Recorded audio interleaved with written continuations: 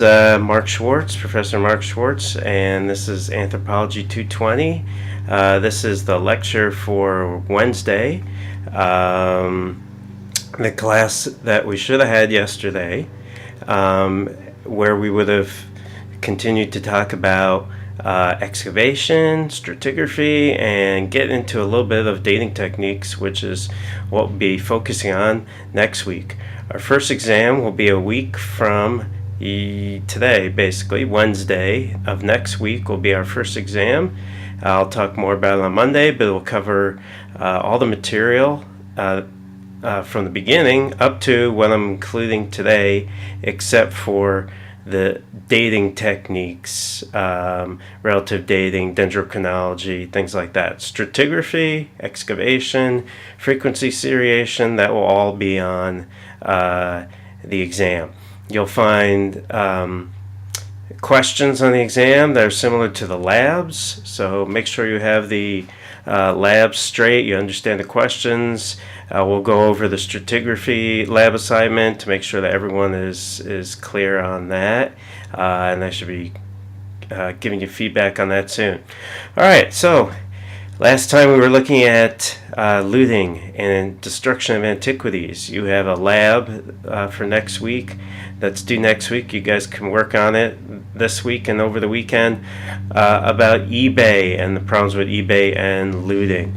So there's a question about the antiquities market and whether museums should sell off some of their antiquities. And there's really two sides to it. Well, there's a couple of sides, but more than one, and more than two.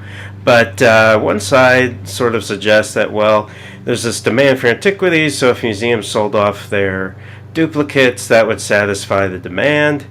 The other side, the archaeologists and historians say, well, no, things in museums need to be kept together so they could be studied by scholars. If they're sold to collectors, it's only going to satisfy the demand for a short time, and then, you know, people will continue to want these antiquities, and so looting will continue. And that seems to be pretty accurate. That that of all the antiquities that, for example, are exported from Israel legally, that are bought by tourists, right, those are much more numerous than museum collections that are in Israel. So selling off collections from museums would only satisfy the demand a little while. Israel's changing its policy, but it's one of the few countries in the Mediterranean where it's legal to sell antiquities. Most of these antiquities are small Roman coins, Byzantine lamps, things like that. Most of them are bought by tourists, but it becomes a big problem when you have a cumulative effect of all these antiquities leaving the country. It leads to a lot of looting. But now the Antiquities Authority in Israel is trying to keep a closer track of things that are sold, and so everything that is sold or acquired by these legal dealers has to be registered with the Antiquities Authority. When I visited Israel, this was not the case. It was much more of a loose situation. This is a picture I took when I was walking by an antiquities dealer in the old city in Jerusalem.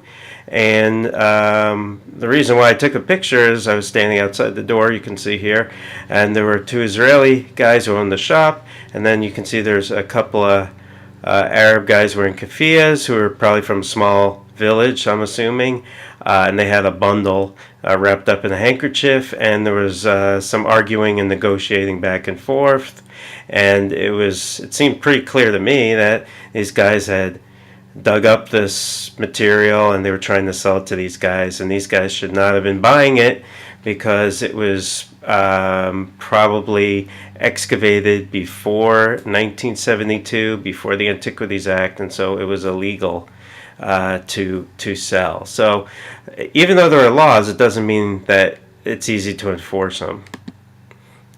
Okay, so should antiquities be made illegal, the sale of antiquities? Well, this is what you're kind of reading about with the eBay lab.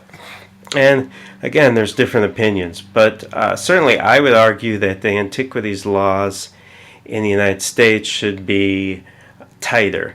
Right? That is, the way it works now is state land, national parks, federal land are off limits to people wanting to excavate, except if you're an archaeologist and you have a permit. So you can't dig up stuff at the Battle of Gettysburg. You also can't dig up anything related to Native American remains. However, if it's on your own land, privately owned land, there's really very little that can be done if you find antiquities there and you want to just dig them up, which I think is a potential problem. Not many countries have laws that are this loose. Right? So some people think that the laws should be tightened up in the United States. Right? And we talked a little bit about universities and museums. We'll talk a little bit about NAGPRA in a few weeks, Native American Grave Protection Repatriation Act. And this allowed for Native Americans to petition museums and universities for the return of Native American remains, burials, and also artifacts that were from graves. Okay, so let's take a closer look at excavation. Right? So this is obviously a gross oversimplification, but you could think of excavation as sort of digging down vertically or digging across horizontally. And you can get different types of information from each kind of excavation, right? So this is a tell. This is a vertical excavation. And you can dig from the very top of the tell all the way down to the bottom. And you get a lot of information about change over time. The drawback is you're only getting a small sample, right, of each period. This is a horizontal excavation. Let's say you didn't have a lot of material on top. Maybe this was off the tell or something like that. From one time period, and you wanted to get a big sample from one time period, right? So this would be a horizontal excavation. So the plus side here is you get a big data set from one time period, maybe the early Bronze Age. Downside, obviously, is you can't look at change over time in terms of the big picture. Okay, so different questions for different techniques. Most archaeologists choose a combination of different kinds of strategies. At the end of doing an excavation, whether it's a few feet or many feet, you're going to end up with stratigraphy. Right? So these are the superimposed layers that have accumulated at the site over time. It could be as deep as a tell, and some of these tells can be, quite enormous, maybe over 100 feet high or more than that. Or you could have an excavation, which is just a few centimeters below the soil, and maybe you're getting a foot of stratigraphy.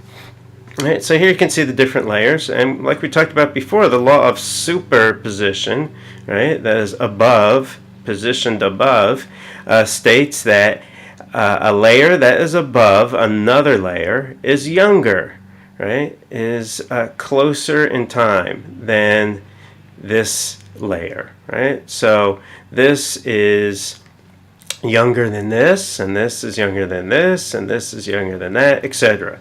Right? But things get complicated, of course, right? So a pit is younger or older than this material, right? It's younger. How do we know that? Because a pit is dug into the ground. Therefore, this material had to exist here initially. The pit removed that material and then was filled in with later garbage, right? So this is why you can't really just dig down in terms of arbitrary levels. You can't just say, oh, I'm going to go 10 centimeters and another 10 centimeters. You have to follow the stratigraphy of the site. You have to remove the most recent stuff first, and then the older material next, right? So you're going backwards in time. So if you were here, you would try to remove the material from this pit first before you would start to excavate this. Right?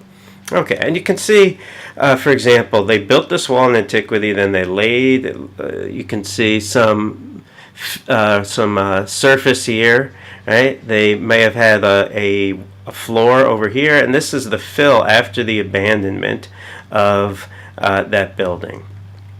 Okay, this is a picture I took in Turkey of one of the excavations that I was on, and you can see some of the color variations that show the stratigraphy, right? So you can see right here, this is a pit. It's a different color than the stuff around it. It's shaped like a bell. It's obviously a pit. This would be later in time than this material. Here you can see some of the ashy layers. Here you can see stones from maybe what was a wall or a floor, right? So you get through different layers in time. Here's some collapsed mud bricks from the abandonment of this structure that we're in right now. So we could kind of see in the stratigraphy the secondary context that buried some of the material inside of this mud brick building, right? And you know, you can be working in different areas at different times, right? So here they excavated down to this level, but they wanted to go deeper only in one part of the area, so they picked this area right here and excavated down, and they're getting to the base, you can see, of this wall, right? So as they start getting down to the base, they're getting to the period when this was used, right? And here, this might have been something like the floor over there, right? And then you can see they're getting down below that layer. Okay, so this is a very oversimplified stratigraphy. You can see one layer on top of another layer. Sometimes you get microstratigraphy, where you can have seasonal changes. Spring, summer, autumn, winter, right, can be represented in some of these pits or other kinds of deposits. And some people kind of liken it to taking out the trash, right? So in your garbage can, dumpster, whatever, you're going to have Monday way at the bottom, then Tuesday and Wednesday, Thursday and Friday, right? So the older material's on the bottom, the most recent material is on the top. Archaeologists try to plan this out, map it out, so that they can see it kind of in a chart format, and that allows them to correlate different levels at different parts of the site, right? So here, let's take a look here. So here we have an Iron Age kind of level, right? You can see they dug a ditch. They also had a post hole for a post for a building. Then that was abandoned. Then we got this fill over here, right? Then the Romans leveled this material, made it nice and level. They built the wall. They built a floor, you can see, that abuts the wall, right? And notice that the wall probably came first. And like we said before with the sidewalks on campus, they most likely built the wall, and then they built this sort of road and the floor abutting it, right, going right up to it. Then this was abandoned, right? You can see here there was all sorts of rubble. And then we had another Roman period, right, that buried that.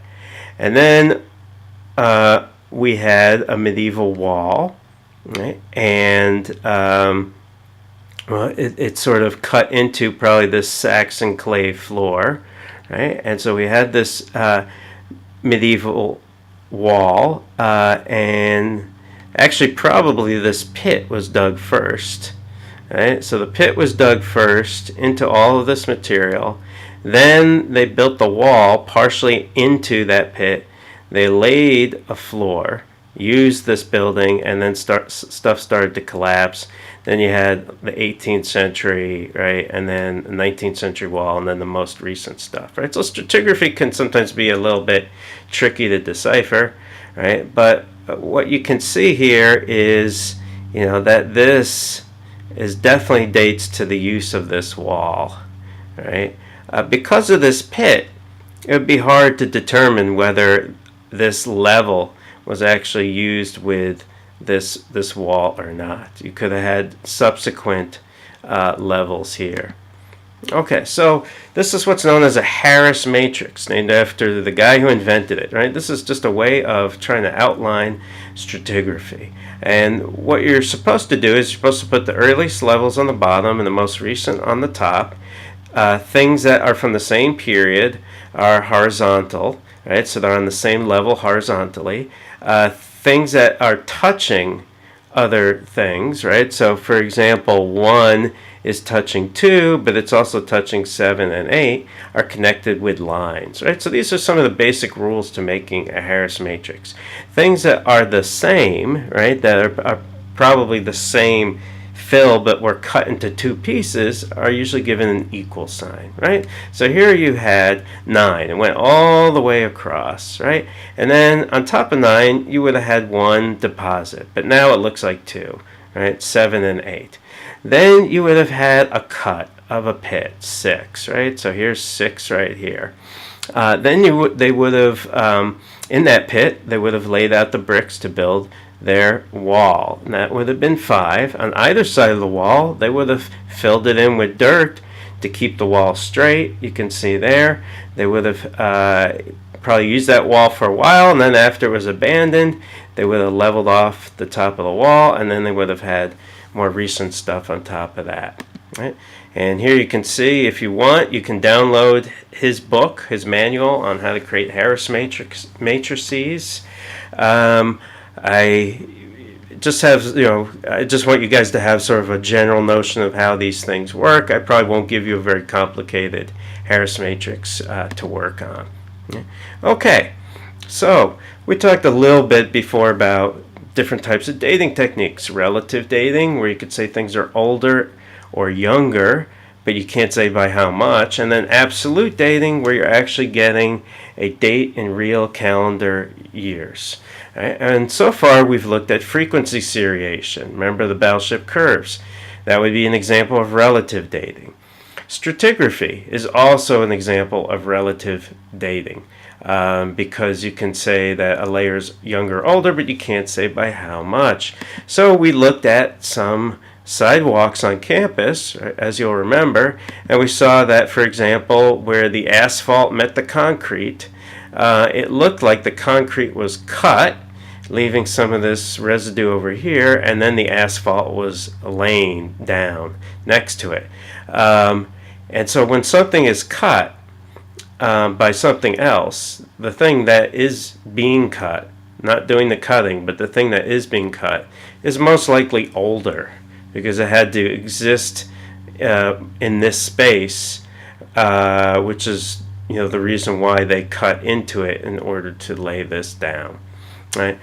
Things that abut other things, right? So things that are built to fit against something else, right, are younger than the things that were there, right? So you can see that this walkway was built precisely to fit right along this walkway. So this walkway was probably built before this walkway was, but we don't know exactly how much. Same can be said here with some of these other walkways going off into the sort of the woods there, not that far from Zumberg and Kirchhoff, right? And here you can see a different angle of that. So this walkway probably was there first, and then they kind of made that walkway to go into the woods, right? And you can see where some of these other intersections are. So it can get quite complicated, and sometimes you won't be able to tell which one was cut into. Here it looks like both of these, right, when they extended this, it looks like they made both of these connect to each other. Right? We looked at some pictures on campus, and we also, remember, looked at the site of Tirtirs, which is mentioned in the lab. Right? At Tirtirs, at the site of Tirtirs, the excavator, the archaeologist, saw that the streets were laid down first. He knew this because when he removed the houses and the walls of the houses, the street was underneath the houses just a little bit. Right? It showed that the streets were laid down first, then they built the houses. And if they're laying out all the streets first, it implies that there was some sort of central planning. And that's what he argued, also based on the fact that a lot of the houses had a very similar layout to them, whether they were really big or whether they were small, so different classes of people. And this was a very good argument that he made. A lot of archaeologists thought it was a very kind of early example of urban planning. Okay, and like we talked about before, some people in the article called it the Levittown of the ancient world, Levittown on the Euphrates. Right, Levittown was a planned community in the 1940s in the United States, one of the first planned communities. Okay, so you were working on your stratigraphy problem. We'll go over this a little bit more, I think, on Monday, but just to kind of give you a little bit of guidance here, you can see that these pits connect to colored levels. You can see over here, right? So something like 3, you know, even though this skull here, Y, is lower down than 3, it's from this level, which is actually higher up, so this is actually younger than this, right? So just to give you kind of an idea, a little problem set to make you think about stratigraphy a little bit, right? Okay, this one's a little bit more complicated. Don't let the picture confuse you. But like we said before, you have a series of houses and a series of pits from different time periods. Right? There are 6 levels, 6 houses, 6 pits. Each level there was 1 house unit and 1 pit. And you have to figure out which house goes in which level, which pit goes in which level. Right? The canals, you can see here, were all laid out at the same time. Right? The temple was laid out. You can see here. It's from the most recent level. Right? Okay, so how do you do something like this? Well, I gave you a little bit of a hint. For one thing, there's a trench. Right? Imagine you dug a trench right here. And this is the stratigraphy of the trench. Right? So imagine that you get in this trench and you look this way towards the west and you see this. Right? So what you're seeing here is that 5 is in level 1, 4 is in level 4, you can see over here. Then you dig through 6, and you can see that 6 is in level 2, and the pit B, right, is also in level 4. Right? So you have some of the answer right there. Here you also dug a pit. It went through E, and you can see that E is in level 3. Right? Okay, so there are a few things that you can tell from that. First off, you know that 1 is older than E because it's underneath it. Right? You know that 2 is slightly younger, is younger than 1 because it's over it. Right? You also know that A, right, is above the canals. 6 is below the canal. Right? So if 6 is in level 2, right, and it is below the canal, 5 is in level 1 and is above 6, right, then you know that, for example, pit A cannot be in level 2 because 6 is below the canal, A is above the canal. Since 6 is in level 2, A has to be in level 1. Right? So it's using this kind of logic. You can eliminate each of these until you have 1 household and 1 pit in each level. Right? Okay, we talked a little bit about what you get at the end of, and we talked about of an excavation. We talked about artifacts and ecofacts and features. Right, artifacts, anything made, modified by humans. Right, so pottery, stone tools, metalwork, right, things like that. A group of artifacts, right, so let's say all of the pottery would be an assemblage, right? So you would talk about the pottery assemblage, the lithic assemblage. Lithic is stone. I'm going to show you a couple of pictures of excavation that I was on in Turkey. Give you an idea of, let's say, excavating a mud brick building like we talked about before, and some of the things that you would see if you were excavating a well-preserved mud brick building in an archaeological site in the Middle East. Right? Yeah, features, non-portable artifacts, ecofacts, anything that tell about the climate of the time period, so that would be seeds, animal bones, the refuse from meals, etc., etc. Right? Okay, I like to say archaeology is for young and old. Okay, and This was a cute little kid from the local village who liked to play in the site sometimes. Right, this is one of the workers. We would many sites in the Middle East hire local people that live near the site to actually work at the site, which is good for them because they get to earn a little extra money, and also it makes it really doable for archaeologists, because you couldn't fly all the American archaeologists you would need to do a project like this out there, right? So it's a combination of local people and archaeologists from Turkey, right, from universities there, and archaeologists from the United States, kind of all working together. Right, this is the site we were working on. You can see it's a tell. It's on the Euphrates. Right here, it's a site called Tilbes. I worked on it from 1998, 1999.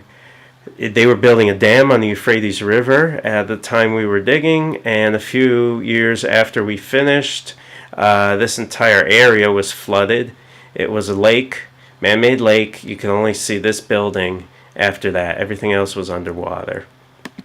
And we wanted to excavate the tell down to the early Bronze period. That's one of the periods we were interested in, but also the other periods as well, because there's a modern house like you saw on the top. We couldn't dig there, so we dug sort of on the side of the mound over here, and we excavated a number of different periods as we started to work our way down. You can see some of the buildings. This building was kind of cut into by a later pit. Right? We had walkways and features of early buildings. But one of the most interesting things that we found was this is the top of a mud brick building with a lot of burning inside. And so we knew that we were probably going to get good preservation, because destruction and burning actually does a great job of preserving ancient things, especially things made out of clay. But it even carbonizes wood and seeds, and they actually preserve better, believe it or not. So charred wood will preserve better than wood that's left untouched. Right? Some of the organics that would make it rot are sort of burned off, and the charred remains preserved pretty well. So this is our crew, right? We had women and men working together from this Turkish village. And what you see is here's the wall and here's the inside of the house, and we're just beginning to get down into those secondary contexts, which is filled with broken trash and broken bricks and things like that. And we made our way all the way down to the plastered floor, right? And here you can see the plaster on the floor was not preserved. But what you see is here's a hearth, here's a kind of a niche where things are stored, here's another place where things were stored, here's a pillar, and you can see the stratigraphy here, right? So this is the stuff, the burned stuff from right after this house was burned down. Then it was completely abandoned, and then it was filled with trash, right? So a lot of this stuff is primary context, and this stuff is secondary context. We found a pair, actually 2 pairs of clay horns. And when we found them inside, one excavator thought that this showed that this building was an ancient shrine. And another person thought that it meant that this was just to hold a pot, and this was just an ordinary house. So there was a little bit of debate about that. And we mapped everything in at the end, took out the pottery, and we also had burnt horn cores of goats, and we had burnt seeds. All of that was sent to specialists who analyzed it in order to identify species and things like that. One of the unwritten rules of archaeology is the most exciting finds are made on the last day, when all your funding is gone and you're supposed to leave. And so our last day, we had to excavate these pits that were later in time than the stuff around them. But when we got down to this pit, it turns out that we had cut a tomb that was over here, just the edge of a tomb, but we couldn't leave it the way it was. So we had to carefully extract the material from the tomb. And here you can see some of the material that we're bringing out. It turns out it was a pretty substantial, not a royal tomb by any means, but someone who had some means, right, at this time period. buried with a number of different vessels, as well as some bronze pins and things like that. But here you can see these really kind of elaborate drinking vessels. Right? Okay, so stratigraphy can get kind of confusing, like we talked about before. And if you were, let's say this is a bird's eye view of your site, and you're excavating and you notice, oh, wow, there's two different colored soils here, but which one is older and which one is younger? Well, there really are two options. Either this could be underlying that, and therefore this is older and this is younger, and you would remove this first, or it's the reverse. So how do you tell? Well, you dig right where they meet. If you start to dig here and you saw that this greenish stuff was beginning to disappear, right, you would know, oh, okay, and as the greenish stuff disappeared, there was more of this yellow stuff. You would know, oh, okay, this is younger. This needs to be removed first, right? So that's some of the basic techniques. Obviously, if you want to learn how to excavate, you have to go on an archaeological site. You can't learn through reading about it. It's like, learning how to operate. You have to do a residency if you're going to do heart surgery. It's a similar thing in archaeology. If you want to learn how to excavate, you have to be there on the site. And fortunately, we will have a field school, archaeological field school, that will be run by Professor Brashler this summer. So spring semester of 2018. It'll be at a few sites locally. It'll be very, very interesting and a good opportunity for people to learn proper excavation technique, right? But typically what you do is you lay out a grid. A grid makes it easier to map things in and to document provenience. And we talked about provenience, right? Where you're finding the coordinates, essentially. You're describing exactly where something was found. That's part of context. As you excavate, you have to record everything, right? So you would record the soil, the color of the soil, so that way you'd be able to distinguish it maybe from another level that was older than it. Okay, you would try and map things in, photograph things. Right, so here is a pit that turned out to be a lime kiln. Right? But sometimes these differences are very, very subtle. It means that as you're excavating, you have to actually use a brush and brush all the loose material off in order that you get kind of a nice clean picture.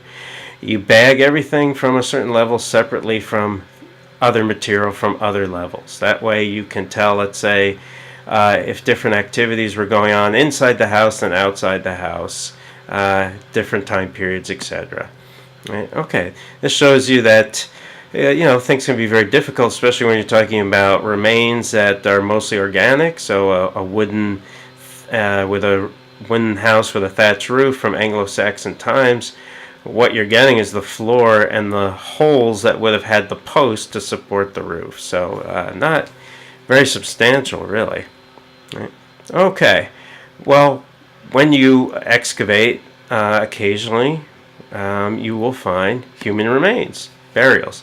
And there are different ways to describe burials. You could have a simple burial, with just a person with very few grave goods.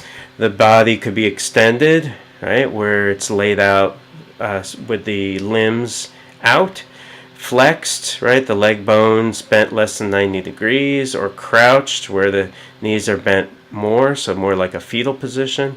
The person could be buried on their back. They could be buried down on their face. You can have a multiple burial, right? You can have a secondary burial. This is a box that's only about 3 feet long, maybe less actually. It's a limestone box called an ossuary. This was a common type of burial practice in Israel, Palestine during the time of Jesus. What they would do is they would bury someone in a tomb, and then later on, when their body had decomposed, they would collect the bones and place them in one of these limestone boxes called an ossuary. So since you're finding the person not as they were originally laid out, right, it's called a secondary burial. You can have monumental tombs like King Tut's tomb, or this is the Maya tomb of the King Pakal in an ancient Maya site called Palenque, where he was buried inside this enormous stone sarcophagus at the base of a temple. You could have a barrow, or tumuli they're sometimes called. So like, it could be an earthen mound, or it could be a stone rubble mound that's burying a burial chamber within. Caves are sometimes areas where people were buried.